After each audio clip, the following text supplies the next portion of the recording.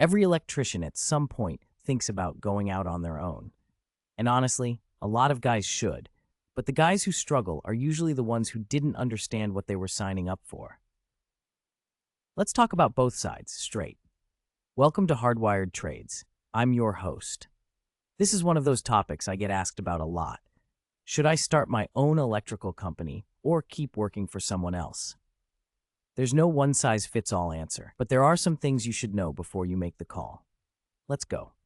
What working for a company actually gives you. Let's start here, because people who want to go out on their own often undervalue what they have. Consistent paycheck. You know what's coming in every week. Bills get paid. You're not chasing invoices or stressing about slow seasons. No overhead. Your employer handles insurance, vehicles, tools, permits, licenses, accounting, payroll, and all the operational headache. You show up, do the work, go home. Predictable hours, mostly. Depending on your company, you might have a pretty normal schedule. You clock out and the business isn't your problem. Benefits. Health insurance, pension if you're union, paid time off. These have real dollar value that's easy to forget until you don't have them. A union electrician with full benefits is often financially better off than a solo contractor netting the same gross income once you price in self-employment tax, insurance premiums, and no retirement contributions. Self-employment tax alone, 15.3%, takes a significant chunk.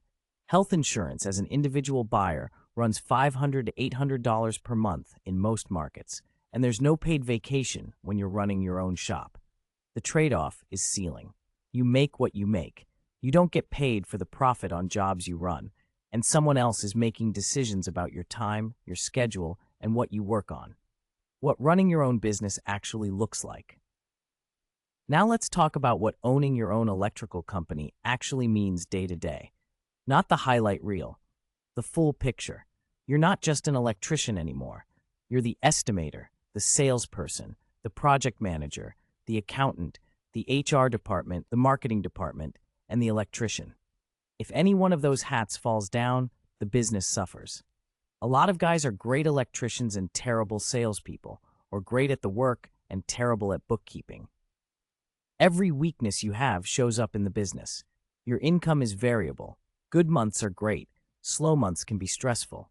You have overhead whether or not you're busy. Insurance, truck payments, license fees, accounting software, phone. Those bills don't stop because it's a slow January. You're on call. Customer needs to reschedule? That's you. Employee calls in sick? Figure it out. Permit issue? Your problem. There is no not my department. Taxes hit different. As a W-2 employee, taxes are handled for you. As a business owner, you're paying self-employment tax, quarterly estimated taxes, and potentially payroll taxes if you have employees. Get an accountant and get one before you start, not after you realize you owe money. The first year is the hardest. Most businesses take 12 to 18 months to find their footing. Cash flow is tight, the marketing hasn't kicked in yet, and you're learning every part of running a business simultaneously. This isn't a reason not to do it. It's a reason to go in prepared. The upside of owning it. With all of that said, owning your own shop can be extremely rewarding and extremely profitable. Here's why people do it. Income ceiling is removed. A journeyman might make $80. A successful electrical contractor can make $200K, $300K more, depending on the size of their operation. The profit from your own jobs goes to you.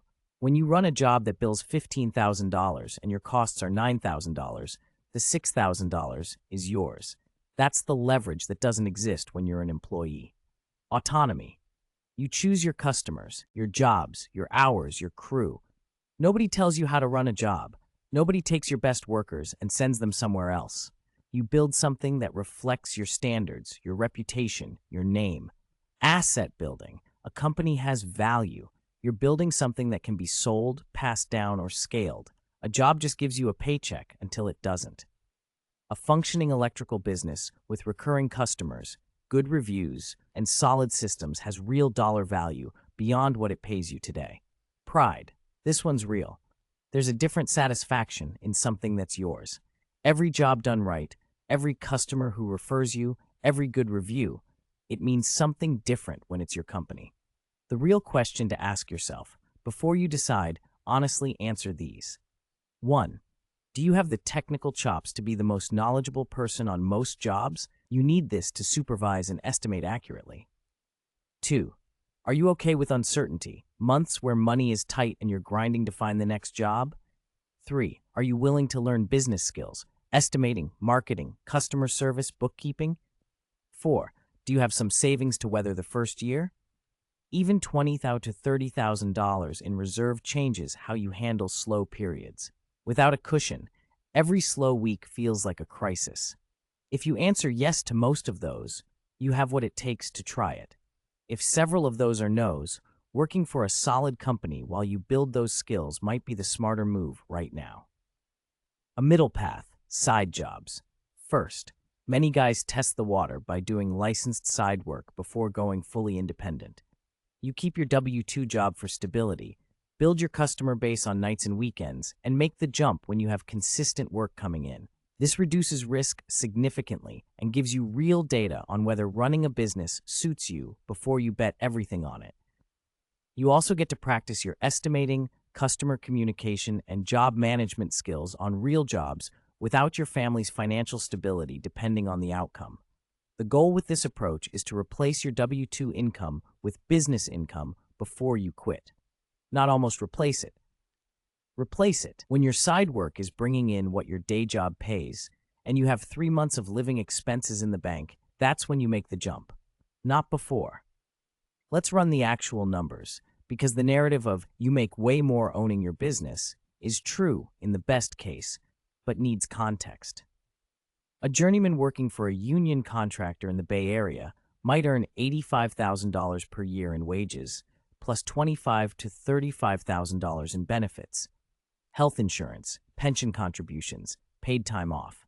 Total compensation, $110,000 to $20,000. No overhead, no risk, no admin work outside the job.